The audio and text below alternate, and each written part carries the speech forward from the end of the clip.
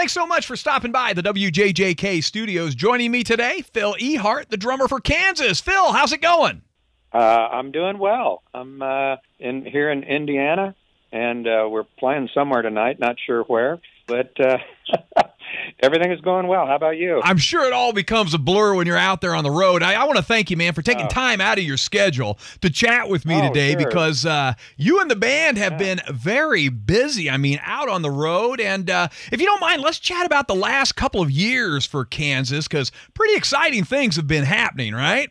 Yeah, they have. They really have, and I appreciate you taking the time to give me a call. We appreciate that. Yeah, man, and back it was, September of 2016, Kansas released its first album in 16 years, The Prelude Implicit. Tell us about that, Phil. Yeah, well, it was one of those things that for the last 16 years before that, we just hadn't put out any new material.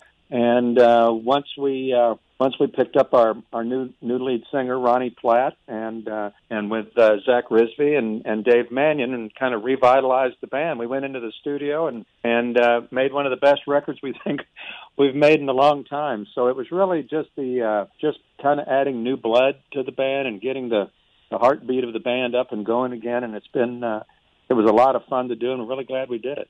Well, that album was a breath of fresh air, let me tell you, man. 10 new tracks on there, good stuff. And also something exciting that's happened the past couple of years. Your album, Left Overture, celebrated its 40th anniversary, right? It was released, in October of 76? Yeah, it sure was. Yeah, that kind of, sneaked up on us. But, we just kind of looked around and went, man, it's been 40 years ago. We ought to do something. So, it was the kind of thing we spoke to our booking agent about.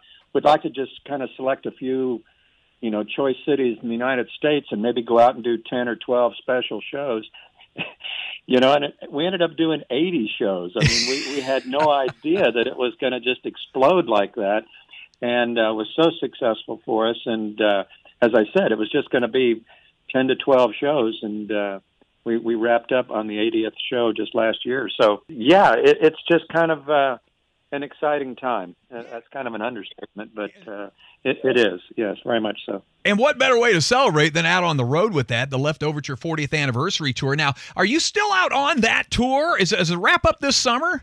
Well, it's a good question. We did wrap up last year, but we had to cancel 3 dates. Rich, our guitar player, really got ill and had to go into the hospital, and he's fine. It was just one of those things, but when he did that, we had to cancel some of the Left Overture shows, and so we rescheduled them for this month. We just did one last week, and I think we do 2 the first week in April, and then we are done. Okay, and like you said, with this Left Overture 40th Anniversary Tour, it started with select shows, 10, turned into 80, and while you guys were out there on the road, the response was just overwhelming. I mean, fans were loving it, kind of digging it, and somebody came up with the idea hey, we need to capture this live, right? Yes, we did. We did, and we recorded the show, and we had the recorders running in about 13 different cities across the U.S., and then we kind of cherry-picked the best songs for Left Overture Live and Beyond, which was the live album that came out, a few months ago. So it's, we never thought in a million years we'd be back, recording live albums and doing new albums. And, I mean, it was one of those things that, with some bands, your career just kind of hits a plateau, and you just kind of go, well, we're in a band, we're going to go play, but we just we did not expect this kind of resurgence, I guess you might say. And of course, it's carrying into this year, and that's one of the reasons I'm doing the interview with you, I guess. Yeah, I mean, the early '70s, you guys were kind of just a garage band there in Topeka, Kansas, and now more than 30 million albums sold, still going strong. And now, Phil, correct me if I'm wrong, but was the producer on Left Overture Live and Beyond? Was he the producer, the same guy who produced Left Overture? Yes, he was. That was Jeff Glicksman. Yeah. So it was great for him, too. I'd go down and visit him in the studio, and he'd push his chair away from the console and look at me and goes, man, you have no idea how strange this is. To be sitting here 40 years later working on a live album of Left Overture, having actually produced Left Overture and Point of No Return. He produced both those albums. So yeah, that's Jeff Glicksman. Okay, speaking with Phil Ehart, he's a drummer from Kansas. And Phil, let's go back to like 76, after Left Overture came out. You guys released another huge album, an album by the title of Point of No Return. And the band, I guess you guys, what I read is you guys weren't sure you could really match the success of Left Overture, but you did, and you did big time, correct? Well, yes, and that was mainly thanks to a song named called "Dust in the Wind." That song just blew through the roof on hit radio, and was even on country radio. I mean, it was adult contemporary radio. I mean, it was on every radio station in the world, and so that, having, Wayward Son, which was also very big off of Left Overture. Oh yeah, and then going right to Dust in the Wind with Point of No Return. It just blew radio apart and really shot us up into stadium level there for a while. So yeah, that was two back-to-back albums that were very big for us. And the Point of No Return, that album just not too long ago celebrated its 40th anniversary, correct? It did, yeah, it did. So we kind of thought to ourselves, well, heck, if we had such a success, celebrating Left Overture, let's celebrate Point of No Return, and that's what we're planning to do this fall coming up. Yeah, absolutely. The 40th anniversary Point of No Return tour, going to get out there and hit it. And Phil, with these shows, you play the album in its entirety, correct?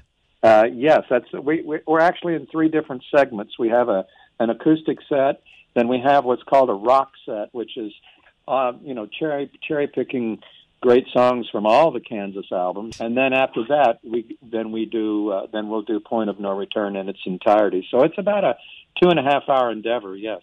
Wow, very cool. And the good news for WJJK fans, hey, you're going to be stopping by Indianapolis. Now, I'd ask if you knew the date, but I bet you don't know off the top of your head, do you? It's November 11th. Is that dude, you're right there. November 10th, actually. Yeah. Oh, November 10th. I did look at the date before I did the interview because I kind of like to pay attention. Yeah. And so it was November 10th. Okay. Yeah, November 10th. You're going to be here at the Murat Theatre at Old National Center. Tickets, hey, they're on sale right now. And like we mentioned, you're going to be playing Point of No Return in its entirety, plus other Kansas classics and probably a few surprises, right? Oh, yeah, there'll definitely be some surprises. And as I said before, if people are a Kansas fan at all, they're going to hear a lot of music that they like. So it's definitely worth coming out, and we're very excited about always playing Indianapolis. My gosh, we go so far back to Indy. I think we were one of the first bands to play with Black Sabbath in Indianapolis, mid-'70s, early '70s. And, right. Indy's always been a really great place for Kansas to play. So. Looking forward to it. Well, we're looking forward to it. Again, that date, November 10th, the Murat Theatre at Old National Center. It's Kansas, the Point of No Return 40th anniversary tour. And Phil, thanks so much, like I said, for speaking with me today. You keep rocking and rolling out there on the road, and we're going to see you in November, okay? Okay, man. Thanks again for your time. We really appreciate it.